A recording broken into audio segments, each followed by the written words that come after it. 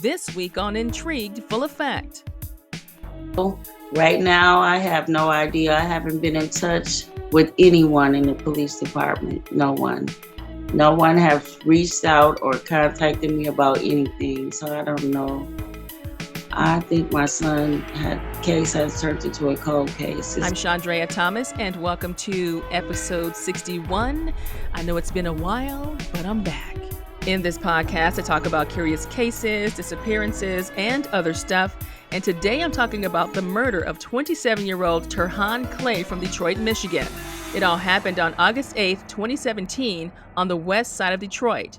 This is all while he was walking down Woodward Avenue near State Fair Street with a man who goes by the name of Smoke. That's when someone wearing a mask came from out of the bushes, attacked Turhan, and shot him. He died soon after.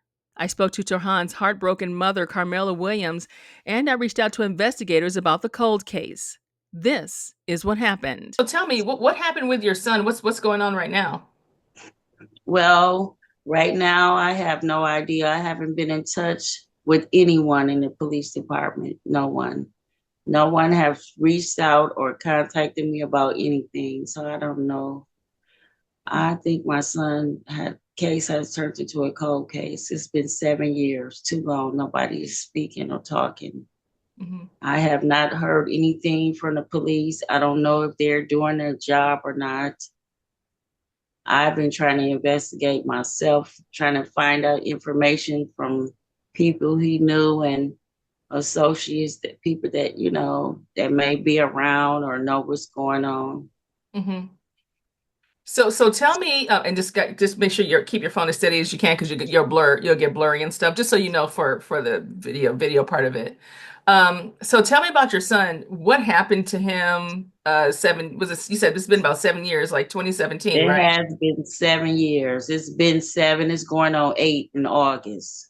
Mm-hmm. So what happened? How'd you find out what happened to your son and all of that? My nephew called me like around almost midnight and telling me that my son was shot. He told me to go over there and check on him. And so I go over there not knowing I'm going to see yellow tape. I'm thinking I'm just going to see an ambulance, and my son was shot and going to the hospital. But when I got there, it was totally different. He was laying in the middle of the street with something covered over him, and they would not let me see him at all. So what happened after that? Well, we just sat there a while and waited till the police were doing what they did. They was taking so long. Me and my nephew left.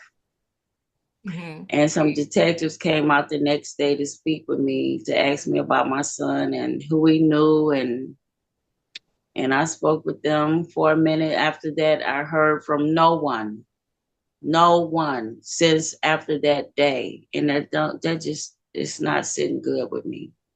Yeah, that's what's interesting, because I know as I was going through the whole process of researching your son's case, I saw that there was, like, at one point there was a news conference. There was like a Crime Stoppers thing, that kind of happened, mm-hmm. and all of that. So did everything end? Did you have any media? No, nothing. We just did a Crime Stopper, and that was it. Nothing. I have not heard nothing else about my son. Nothing. Nobody come forward or nothing. So I don't know what's going on. I always put it out on Facebook, because mm-hmm. I know a lot of people that stayed in that building be on Facebook. So somebody knows something, reach out and say something. Mm-hmm. And that's what's interesting too. So just so I understand your experience, this is the Detroit Police Department, correct? They're the ones who's handling, because I submitted some records requests from them, and I'm still waiting to hear back. So right. Basically, so when this occurred, I mean, you had some contact with the detectives, right? Initially, I mean, there had to have been that, right? And then it just kind of ended that day. They came and they notified you. The next day, I heard nothing else, and a detective, Shelby, always reached out to me to let me know what was going on, which was nothing, no updates or nothing. So. And he retired and passed it on to someone else. And the someone else, I never heard from anything. So I don't know what's going on with them. I know they're doing a poor job. When I made contact with the Detroit Police Department, I started asking questions about the case and the detective, and I did get a response telling me to resubmit my request through an online portal. After some back and forth, they wanted me to give them Carmela's number, and within a few days, they made contact and she found out who was on her son's case.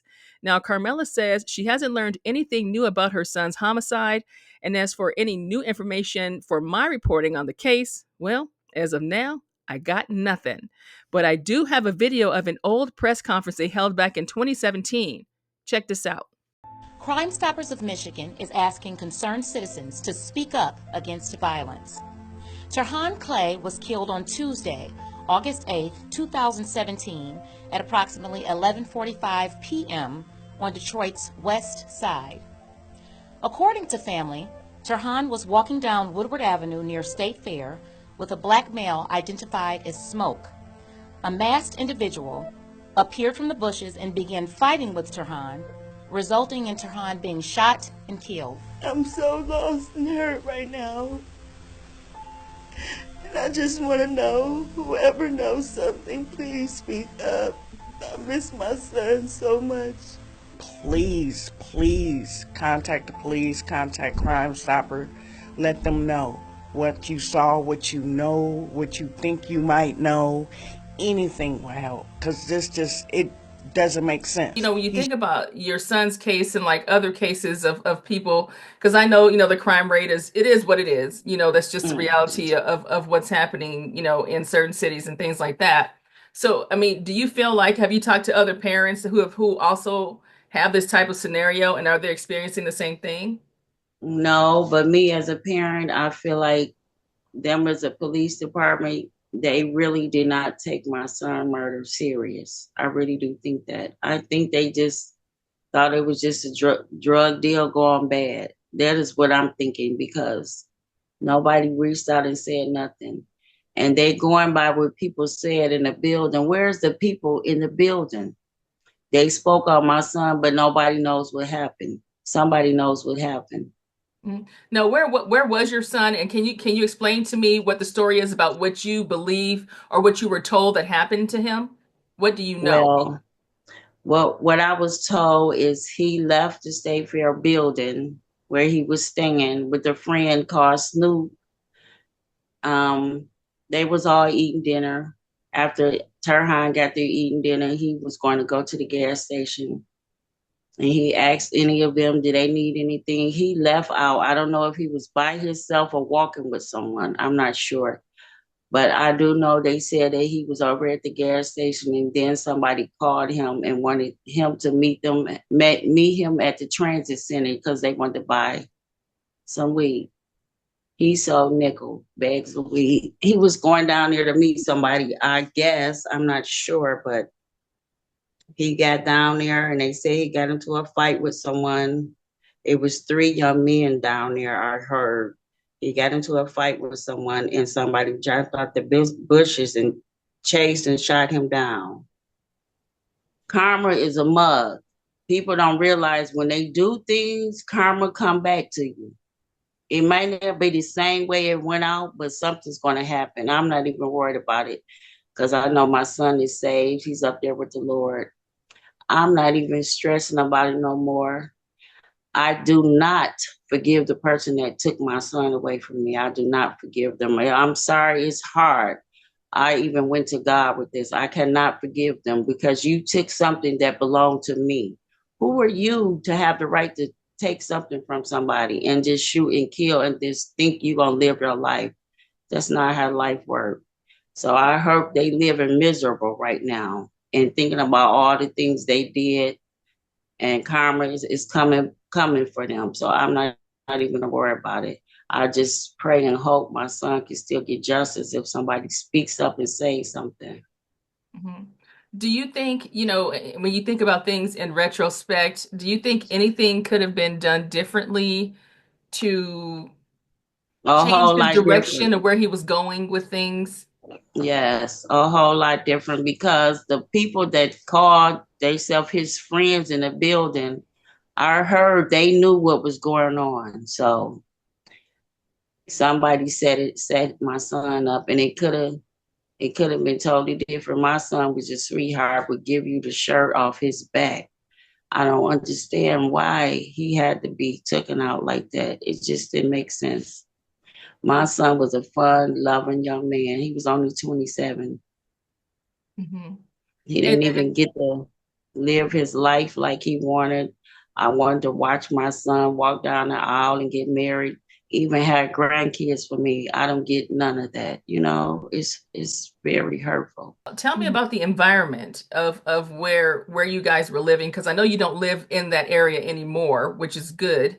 But I'm just wondering, how much of the environment had an impact on him, and like, and how things were at that time. The environment was terrible. I swear, I wish I would have never moved over there because my son probably would still be alive right now. I wish I would have never moved over there.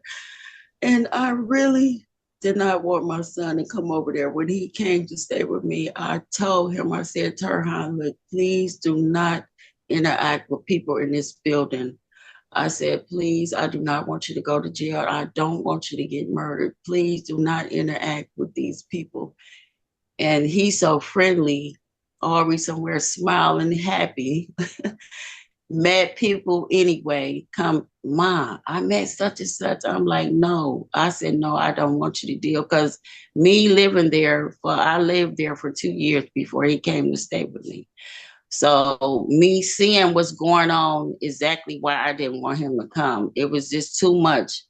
I just was like, oh, and it's exactly why I moved away because I did not like it over here. I Mhm. mean, you have to watch when you walk to the Myers, walk to the bus stop or to the gas station. You have to watch your surroundings over there. Mhm. And after my son was murdered, a few other young men was murdered. I don't know what that was about, but Mm. I'm just praying and hoping that it wasn't the same person. I don't see how people can live with themselves when you take a life and how you can just live with yourself and go on with your life. Like, no, it's not right. So tell me from the standpoint of from how you are now, how are you, and how is your family doing, the impact of all this that's happened to you? Oh, the impact. I have had a stroke since then. My mom has passed since then. She passed 2 years after Turhan was murdered. And that's the bad thing about it. Like everything that I love is being taken away from me. It seems like it's hard every day. Every day is a struggle. Every day I'm thinking about my son. Every single day. I have pictures of him. I just can't stop looking at his picture. I always post him on Facebook trying to get some type of help, letting him know I'm not forgetting him ever. I'm forever loving and caring about my son. That was my heart, my everything. Turhan, he loved to eat. He was an eater. He was working at a bakery. He loved eating. He was like, Ma, I work at this bakery. I make all type of stuff. He used to bring stuff home sometimes. He's just a fun loving guy. I mean, very nice looking. All the young ladies liked him. I think the guys was jealous of him. He loved to dress nice, always had a pair of fresh gym shoes. They was jealous of my son over there. I know they was. They was jealous of him. He liked to dress nice, look nice, Hmm. and Go ahead. people look at you and always when people see you doing good, somebody else want to pull you down. I have three sons. Ever since my son was born, I always used to tell them, look, I don't know about the streets. I said, but you know what? You don't have no friends in the street. Who your friend is me and God.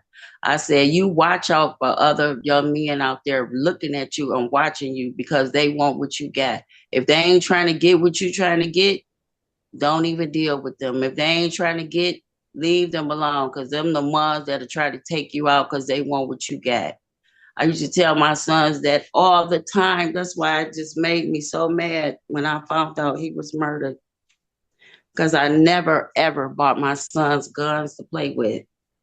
And for him to be murdered by a gun, that just shattered my heart. Like, And I used to tell him all the time, come from over there. Because I moved. I used to beg him to come stay with me, come from over there. He said, Ma, I ain't going nowhere. He like, I'm good over here. Ma, quit worrying about me. I said, no, come from over there, please. You already told me the young men over there hating on you, telling you you shouldn't be over there because they don't want you over there because you over there. They feel like the little $5 you making every time you make $5 is supposed to be theirs. Come from over there. He just would not, that pride. My son was a strong young man. He stood up for himself. He was not a punk. And I know that because I didn't raise no punk. So I know my son was just standing his ground, but he wasn't finna let nobody run him off. I already know that. I know my son. From what I saw, he was planning to go to to become like a pastry chef, and so he had things that he was trying to do future wise. Yes. That week, the week he was murdered, that weekend, he was like, Ma, I'm finna get my apartment. Because a young lady he was messing around with had a baby. He said, Ma, I have a son. And the young lady reached out and everything and sent me pictures of the baby and everything. And he looked like my son. But after my son was murdered, I reached out to her. She told me he was not my son's son. So from there, I just left it alone because I'm like, if he's not my son's son, I'm not going to keep chasing you down because I'm trying to be his grandmother. But if he's not my grandson, I'm not going to keep, no. Mm-hmm. But since my son been gone, before like the first 2 years, he used to come to me all the time, Ma, find my son, find my son. And when I found her and reached out and asked her about a DNA test, she wanted to charge me to take a DNA test to prove that it wasn't my son's son. So if she's trying to do that, I said, well, hey, if he's not my son's son, we don't even have to go through all that. Is there anything that you would have done differently, you think? Yes, I would not have moved over there on State Fair. I would not have moved over there at all. Mm. Yep. What about afterwards? Do you feel like you could have done anything differently with when in dealing with the police department or investigators or anything? Well, by me now, I didn't have transportation at the time, so I couldn't get back and forth like I wanted to stay in contact with them and reach out and be at the police station every day to make them work on my son's case. That is what I wanted to be doing, but I couldn't. It was hard for me to get around. I stayed right on the west side, and so Mm-hmm. I didn't have a vehicle to get back and forth. That's why I stayed on Facebook trying to reach out to people and talk to people and find out information. There is a Crime Stoppers reward out there right now. I believe it's Yes, $2,500. That's the last thing you've yes, heard of? yes, it is. Yeah. And Oh, if I get some more money, I'm gonna add to that because I really want my son's case solved. I really want to find out. I really think I know who is the person, but I don't want to say no names.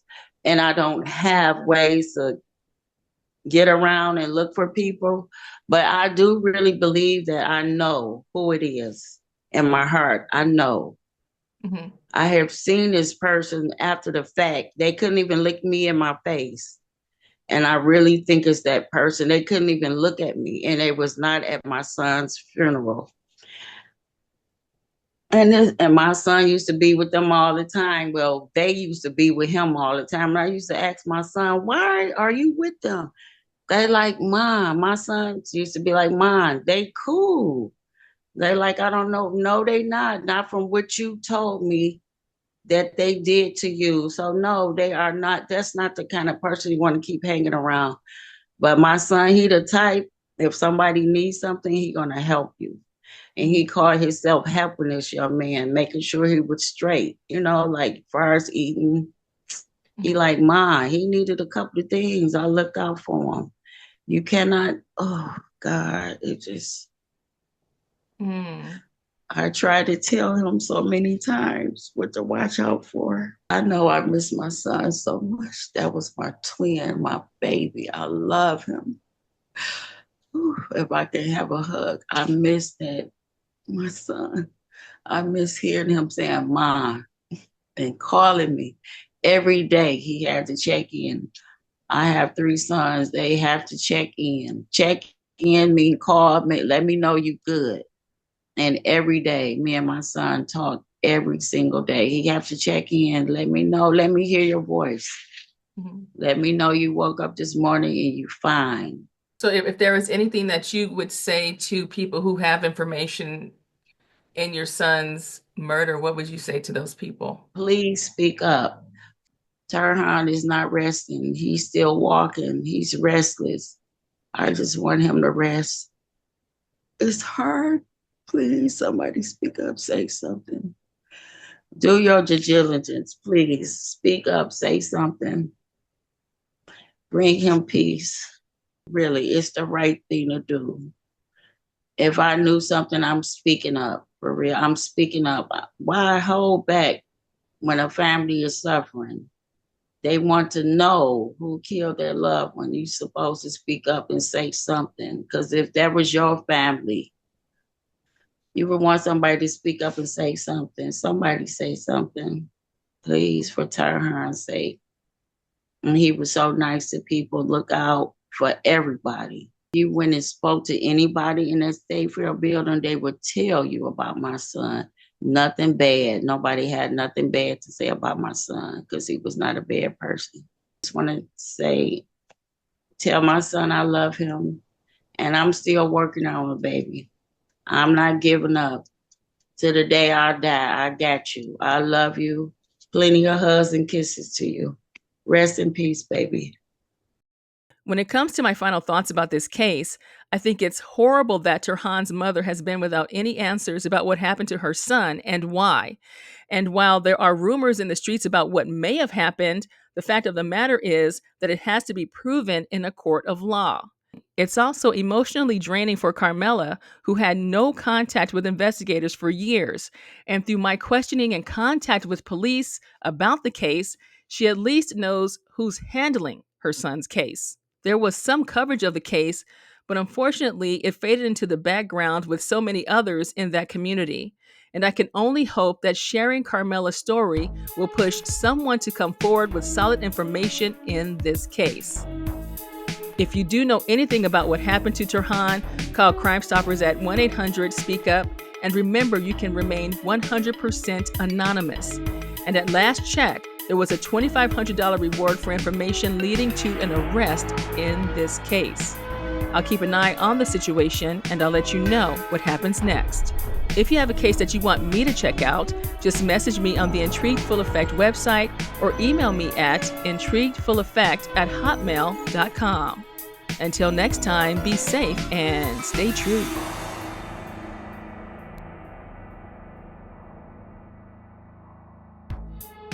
The views, information, or opinions expressed during the Intrigued Full Effect, Curious Cases, Disappearances, and Other Stuff podcast are solely those of the individuals involved and do not necessarily represent those of the host. The primary purpose of this podcast is to educate and inform. The host of this podcast assumes no liability or responsibility for any activities in connection with opinions shared in the podcast. The podcast and blog associated with it shall not be used in any legal capacity or as a basis for expert testimony. Any copyright material in the podcast is approved by the owner or is part of the public domain. Music by Pond 5.